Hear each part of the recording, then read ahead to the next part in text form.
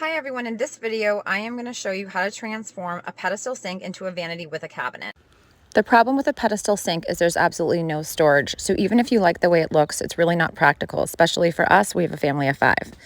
So the first step I'm going to do is take out all the baseboards surrounding the pedestal sink. So now that I have all the baseboards out, which I'm going to replace eventually anyway, I'm putting a piece of 1x4 behind the pedestal, and I just nailed it up with my nail gun.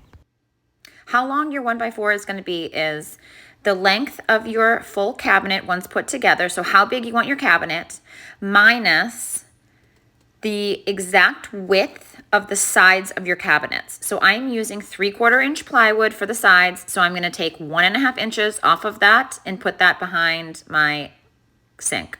The next step is to make a frame for your cabinet base with 2x4s.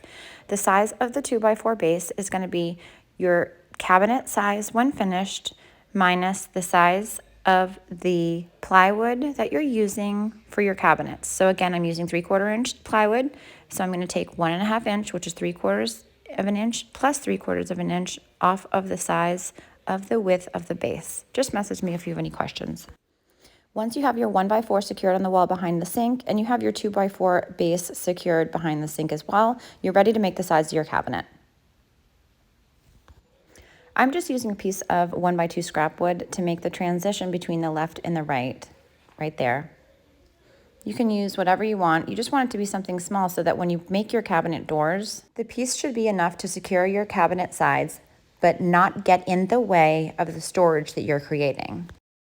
It's time to build our cabinet doors. So again, I'm using 3/4 inch cabinet grade plywood for this project. So I am measuring out the sides of my doors right here, making sure they're straight and cutting them to size. For cabinets that I build, these soft close full overlay hinges are my go-to. You can get them at Home Depot or Lowe's. You're just going to need this bit right here.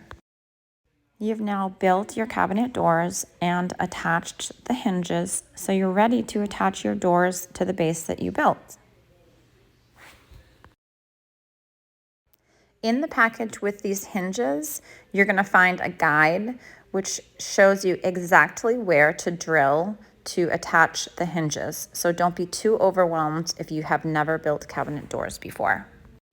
Also know that there is quite a bit of adjusting to do with the hinges to make sure that the doors line up. Step 8 is build shelves. So you're going to want to build a base at the bottom and then as many shelves as you want. So you are of course going to have to build your base and your shelf or your shelves around the pedestal base, which I'm doing right now. I'm securing the sides of the shelves with 1x2s on the sides.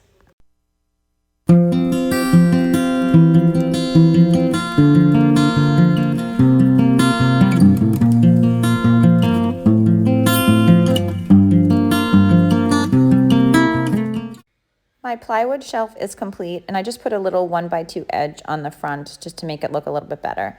Sand and paint. For my cabinet doors, I wanted the craftsman style, so I'm using a very thin overlay plywood that I cut to size, and there you go. I wanted the inside of my cabinet to be white and clean and the outside to be black. This is totally a personal preference. Have fun deciding what colors to paint your cabinet.